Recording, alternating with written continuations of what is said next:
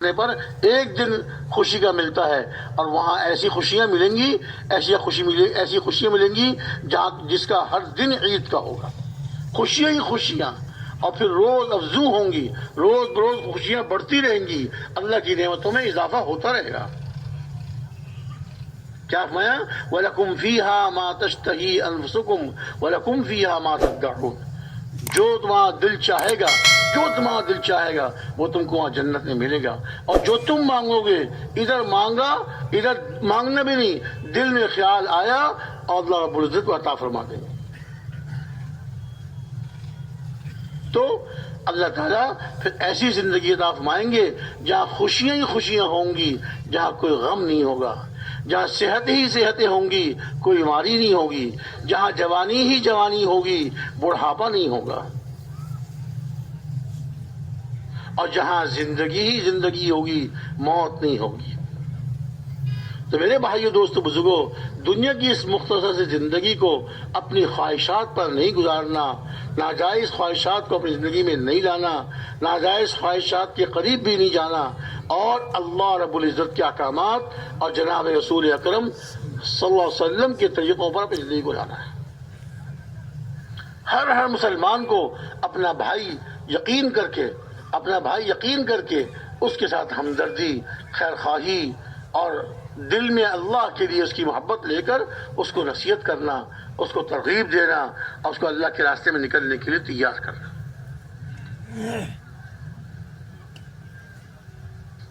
دیکھیے، دو مسلمانوں میں جب اختلاف ہو جاتا ہے، دو مسلمانوں میں لڑائی ہو جاتی ہے، اللہ کی مدد ان سے اٹھ جاتی ہے۔ ہمارے پیارے نبی صلی اللہ علیہ وسلم شب قدر کا بتانے کے لیے باہر تشریف لائے اپنے حجرے سے، شب قدر کا بتانے کے لیے کہ شب قدر کون سی رات کو ہوگی۔ شب قدر رمضان کی وہ قیمتی رات ہے جو 1000 مہینوں سے بہتر ہے، وہ بتانے کے لیے باہر تشریف لائے۔ دو مسلمانوں میں جھگڑا ہو رہا تھا۔ اب اندازہ فرمائیے، حضور کے زمانے کے مسلمان تو صحابی تھے، دو مسلمانوں میں جھگڑا، اور ان کا جھگڑا بھی کوئی ایسا تھوڑی ہوگا جو ہماری طرح گالم گلوچ، گریبان کھینچنا، مکے مارنا، کسی بات میں تھوڑا بہت اختلاف ہو گیا ہوگا، معمولی کوئی جھگڑا ہو گیا ہوگا۔ ارشاد فرمایا کہ میں شب قدر کا بتانے کے لیے باہر آیا تھا، لیکن دو مسلمانوں میں جھگڑا ہو رہا تھا، اس کی وجہ سے اللہ تعالیٰ نے شب قدر کی تعیین اٹھا لی۔ اب شب قدر کو آخری عشرے کی 21ویں، 23ویں، 25ویں، 27ویں اور 29ویں، ان 5 راتوں میں تلاش کرو۔ پہلے ایک مقرر رات بتانے کے لیے آئے تھے کہ رمضان شریف کی فلانی رات کو شب قدر ہوا کرے گی، اور شب قدر 1000 مہینوں سے بہتر، اس میں جو عبادت کریں گے 1000 مہینوں سے زیادہ افضل ہوگی، اس میں جو دعائیں مانگیں گے 1000 مہینے سے زیادہ افضل ہوں گی دعائیں، لیکن اس کی تعیین ڈالی گئی۔ اگر کوئی آدمی 5 راتیں اللہ کی عبادت میں گزار لے، چلو اگر پوری رات نہ جاگ سکے، کچھ نہ کچھ تو عبادت اپنی بڑھا لے ان 5 راتوں میں، شروع رات میں کچھ عبادت کر لی، سحری کے تو اٹھنا ہی ہوتا ہے، کچھ تہجد کے وقت میں نفل پڑھ لی، اللہ سے رو کے دعائیں مانگ لی، تو یہ ان 5 راتوں میں سے کوئی نہ کوئی رات تو شب قدر کی ہوگی، تو اس کا وہ 5 راتوں میں اٹھنا شب قدر میں اٹھنا ہو جائے گا۔ اس کا نماز پڑھنا، اس کا اللہ کا ذکر کرنا، قرآن پاک کی تلاوت کرنا، دعائیں مانگنا، ان 5 راتوں میں اٹھنے والے کا شب قدر میں اٹھنا اس کو نصیب ہو ہی جائے گا۔ تو میرے بھائیو، دوستو، بزرگوں، ہم نے ایک دوسرے کے ساتھ اخلاق سے پیش آنا ہے۔ فرمایا اگر کسی محلے میں، کسی علاقے میں ان کے برے اعمال کی وجہ سے اللہ تعالیٰ عذاب کا فیصلہ فرمائیں، لیکن ان میں کچھ لوگ ایسے ہوں جو آپس میں اللہ کے لیے ایک دوسرے سے محبت کرنے والے ہوں، ایک بات۔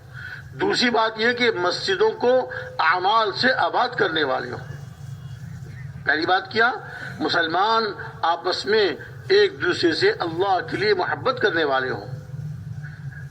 کچھ لوگ ایسے ہیں اس محلے میں، اور وہ مسجدوں کو اعمال سے آباد کرنے والے ہیں، اور آخری رات میں اٹھ کر اللہ کے سامنے استغفار کرنے والے ہیں۔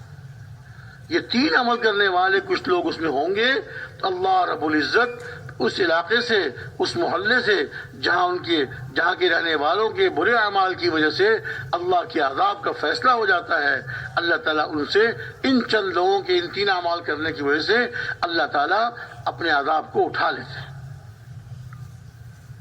مسلمانوں کا آپس میں محبت کرنا اور ایک دوسرے کا اکرام کرنا یہ انتہائی ضروری ہے۔ اکرام کرنا، محبت کرنا، وہ اعمال اختیار کرنا جس سے جوڑ بڑھتا ہے، ان اعمال سے بچنا جس سے جوڑ میں کمی آتی ہے۔ سلام کو پھیلانا، ارشاد فرمایا تم جنت میں داخل نہیں ہو سکتے جب تک کہ تم کامل ایمان والے نہ بن جاؤ۔ جنت میں داخل نہیں ہو سکتے جب تک کہ کامل ایمان والے نہ بن جاؤ، اور تم کامل ایمان والے نہیں بن سکتے جب تک کہ آپس میں ایک دوسرے سے محبت کرنے والے نہ ہو جاؤ۔ جنت میں نہیں داخل ہو سکتے جب تک کہ کامل ایمان والے نہ بن جاؤ، اور کامل ایمان والے نہیں بن سکتے جب تک کہ آپس میں ایک دوسرے سے محبت کرنے والے نہ، اللہ کے لیے محبت کرنے والے نہ ہو جاؤ۔ اور کیا تم کو ایسی چیز نہ بتاؤں، حدیث پاک کا مفہوم ہے، کیا تم کو ایسی چیز نہ بتاؤں کہ جسے تم اختیار کرو گے تو آپس میں محبت کرنے والے ہو جاؤ گے؟ اور وہ کیا ہے؟ افشوا السلام بینکم، سلام کو آپس میں خوب پھیلاؤ۔ ایک مسلمان دوسرے مسلمان سے ملے، السلام علیکم، السلام علیکم، السلام علیکم ورحمۃ اللہ وبرکاتہ، سننے والا اس کا جواب دے وعلیکم السلام۔ سلام سنت ہے اور اس کا جواب واجب ہے۔ جب ایک مسلمان دوسرے مسلمان کو سلام کرے، دوسرا مسلمان اس کا جواب دے۔ فرمایا سلام کرنا سنت ہے اور سلام کا جواب دینا واجب ہے، لیکن یہاں پر سنت کا اجر اور سنت کا ثواب یہاں پر واجب سے زیادہ ہے، ورنہ اور اعمال میں تو فرائض کا ثواب سب سے اونچا، اس کے بعد واجب کا، اس کے بعد سنتوں کا، اور لیکن یہاں پر سنت کا ثواب واجب سے زیادہ ہے۔ سلام کرنے میں پہل کرنے والا کبر سے اور تکبر سے بری ہو جاتا ہے۔ سلام کرنے سے آپس میں محبتیں بڑھتی ہیں، اور سلام تو دعا ہے، السلام علیکم، تم پر سلامتی ہو، تم پر سلامتی ہو۔ سلام کو پھیلائیں، خوب سلام کریں، ایک دوسرے کا اکرام کریں، اس سے جوڑ بڑھتا ہے۔ بے اکرامی نہیں، اکرام، ہر صورت میں اکرام، زبان سے اکرام، آپس کے معاملوں میں اکرام، آپس کے معاملات میں اکرام، اکرام سے پیش آئیں، اس سے جوڑ بڑھتا ہے۔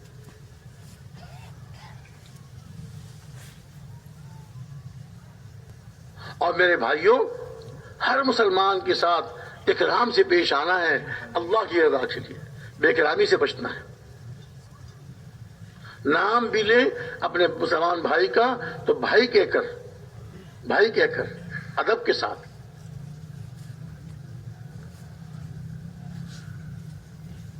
اور جتنا اعمال کا اہتمام کریں گے اتنا اللہ کے قریب ہوں گے۔ جب آدمی عمل کرتے کرتے اللہ کا محبوب بن جاتا ہے، اللہ تعالیٰ حضرت جبریل علیہ السلام کو بلاتے ہیں، فلاں میرا بندہ، فلاں کا بیٹا، میں اس سے محبت کرتا ہوں، تم بھی اس سے محبت کرو۔ حضرت جبریل علیہ السلام اس سے محبت کرنے لگتے ہیں۔ پھر حضرت جبریل علیہ السلام کو حکم ہوتا ہے 7ویں آسمان کے فرشتوں میں اعلان کر دو کہ اللہ رب العزت اپنے فلاں بندے سے جو فلاں کا بیٹا ہے محبت کرتے ہیں، تم بھی اس سے محبت کرو۔ 7ویں آسمان کے سارے فرشتے اس سے محبت کریں، پھر 6ٹھے آسمان میں، پھر 5ویں آسمان میں، 7ویں آسمانوں میں حضرت جبریل علیہ السلام اللہ کے حکم سے اعلان کرتے ہیں، 7ویں آسمان کے فرشتے اس اللہ کے ایک بندے سے محبت کرنے لگتے ہیں۔ پھر ارشاد فرمایا ثم یوضع له القبول فی الارض، پھر اس کی مقبولیت زمین میں اتار دی جاتی ہے، لوگ اس سے محبت کرنے لگتے ہیں۔ اللہ رب العزت اس سے محبت کر رہے ہیں، اللہ تعالیٰ اپنے سارے بندوں کے دلوں میں اس کی محبت کو اتار دیتے ہیں۔ یہ ہے اصل عزت، یہ ہے مقبولیت، یہ اللہ کی طرف سے عطا ہوتی ہے۔ العزت للہ ولرسولہ وللمؤمنین، عزت تو اللہ کے لیے ہے، اللہ کے رسول کے لیے ہے اور ایمان والوں کے لیے۔ تو میرے محترم بھائی دوستو بزرگوں، اعمال کا ہم نے اہتمام کرنا ہے. جیسے جیسے ہم نے یہاں پر مختلف اعمال کے بارے میں سنا، اب ان اعمال کو اپنی زندگیوں میں لانا ہے، اپنے گھروں میں زندہ کرنا ہے. جو تبلیغی معمولات ہیں ان کا پورا اہتمام کرنا ہے. 5 اعمال جو ہر مسجد میں 5 اعمال، ہر مسجد کو 5 اعمال سے آباد کرنا ہے. ہر مسلمان روزانہ اپنا وقت فارغ کر کے کم سے کم 2.5 گھنٹے فارغ کر کے اپنے مسجد میں وقت دیں، مسجد کی آبادی کے لیے، مسلمانوں پر محنت کرنے کے لیے. پھر اس 2.5 گھنٹے میں کم سے کم ہے یہ اللہ تعالیٰ جس کو توفیق دے دے اس سے زیادہ دے دیں. 2 ساتھیوں کی جوڑی بنا کر مشورے سے اپنے محلے کے مسلمانوں پر محنت کریں، ان کو دین کی ترغیب دے کر دین پر لانے کی کوشش کریں. اور اسی طرح روزانہ کی تعلیم ہو، فضائل اعمال کی تعلیم روزانہ مسجد میں ایک نماز کے بعد مقرر کر کے روزانہ تعلیم ہو. اسی طرح گھروں میں بھی تعلیم ہو، گھروں میں تعلیم ہوگی، گھروں میں اعمال ہوں گے، گھروں میں تعلیم ہوگی، گھروں میں اعمال ہوں گے. وہ گھر آسمان والوں کے لیے ایسے چمکتے ہیں جیسے زمین والوں کے لیے آسمان کی ستارے. اور گھروں میں ہمارے اپنی مستورات کا ہم وقت لگوائیں، اس میں ہم شرمائیں نہیں. اللہ کے راستے میں لے کے نکلنا یہ تو بہت ضروری ہے. جیسے ہم مرد اللہ کے راستے میں نکلیں، ہمارے دلوں میں اعمال کا شوق پیدا ہوتا ہے، آخرت کی فکر پیدا ہوتی ہے. ایسے ہی اپنی مستورات کو لے کے ہم اللہ کے راستے میں جائیں گے، ہماری مستورات کے دلوں میں اعمال کا شوق پیدا ہوگا، آخرت کی فکر پیدا ہوگی، دین کے مٹنے کا غم ہوگا، ایک ایک سنت کو اپنی زندگی میں لانے کی فکر ہوگی، اور دعوت دینے کا جذبہ بنے گا. ہماری مستورات اب گھر میں اعمال کی فضا، دعوت دینے کی فضا، اللہ کے ذکر کرنے کی فضا، قرآن پاک کی تلاوت کی فضا، ہمارے بچوں کی تربیت اس کے مطابق ہو. گھر کا جیسا ماحول ہوتا ہے بچے ویسے بنتے ہیں. حدیث میں آتا ہے کل مولود یولد علی الفطرہ فابواہ یہودانہ او ینصرانہ او یمجسانہ. ہر پیدا ہونے والا بچہ اسلامی فطرت پر پیدا ہوتا ہے. ہر پیدا ہونے والا بچہ اسلامی فطرت پر پیدا ہوتا ہے. پھر اس کے ماں باپ یا اس کو یہودی بنا دیتے ہیں، یا نصرانی بنا دیتے ہیں، یا مجوسی آگ کا پوجنے والا بنا دیتے ہیں. ہمارے حضرات علماء فرماتے ہیں، حدیث پاک سے یہ بات مفہوم ہوتی ہے، یہ بات سمجھ میں آتی ہے، گھر کا جیسا ماحول ہوگا بچے ویسے بنیں گے. اگر گھر کا ماحول یہودیت والا ہوگا، اللہ حفاظت فرمائے، اور گھر کا ماحول اگر نصرانیت والا ہوگا تو بچے کیسے بنیں گے ہم سب کو. اور گھر کا ماحول سنتوں والا، اعمال والا، تو ہمارے بچے سنتوں کا اہتمام کرنے والے. اور بچپن میں جو چیز جس کی عادت پڑ جاتی ہے، بچپن تک وہ عادت ختم نہیں ہوتی. بچپن میں جو عادت پڑ جاتی ہے وہ بچپن تک، بڑی عمر ہونے تک وہ عادت ختم نہیں ہوتی. اپنے گھروں میں اعمال کا اہتمام، تو روزانہ مسجد میں 2.5 گھنٹے دینا کم سے کم، اور روزانہ مسجد میں تعلیم کرنا، روزانہ مشورہ کرنا. مشورے میں سارے ساتھی بیٹھیں اور اپنے علاقے کی، اپنے محلے کی، اور ساری دنیا کی فکر کرنا، ساری دنیا کے تقاضوں کو سوچنا ہے، اور ساری دنیا کے تقاضوں کو پورا کرنے کی فکر کرنی ہے. چوتھا عمل کیا ہے کہ 2 گشت، ایک مقامی اپنے محلے کا گشت، ایک بیرونی آس پاس کے محلوں میں گشت. 2 گشتوں کا اہتمام. گشت اس کام کی ریڑھ کی ہڈی کی طرح ہے. جیسے ریڑھ کی ہڈی انسان کے اندر ایک مرکزی عضو ہوتا ہے، ریڑھ کی ہڈی میں کچھ کمی آ جائے سارا جسم اس کا جو ہے کمزور ہو جاتا ہے، نقصان میں آ جاتا ہے. 2 گشتوں کا اہتمام کرنا. 5واں عمل جو ہے ہر مہینے کا 6 روزہ، ہفتہ مقرر کر کے، مہینے کے پہلے ہفتے پہلے جمعے میں جاؤں گا. 2-3 پرانے ساتھی وہ طے کر لیں، مہینے کے پہلے جمعے کو ہم 3 ساتھی جائیں گے. دوسرے 2-3 ساتھی دوسرا جمعہ طے کر لیں.